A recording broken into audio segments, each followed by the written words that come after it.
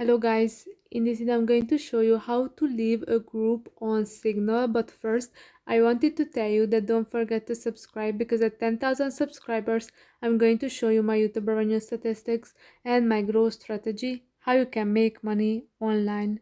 So first open the group, then click on the three dots at the top right corner, then click on the group settings, scroll down and you can see the leave group option. Leave group. You will no longer be able to send or receive messages in this group. So if you want that, click on the leave, but you can see that block group, which means that you will no longer receive messages or updates from this group and members won't be able to add you to this group again. So in this way you leave but you block that group as well. And if you want to stay but you do not want to get the notifications and messages, then you can mute the group for 1 hour, 8 hours, 1 day, 7 days, and always until you unmute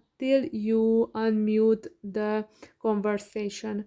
So I hope this video was helpful for you. If it was, please consider subscribing and see you in the next one. Bye bye.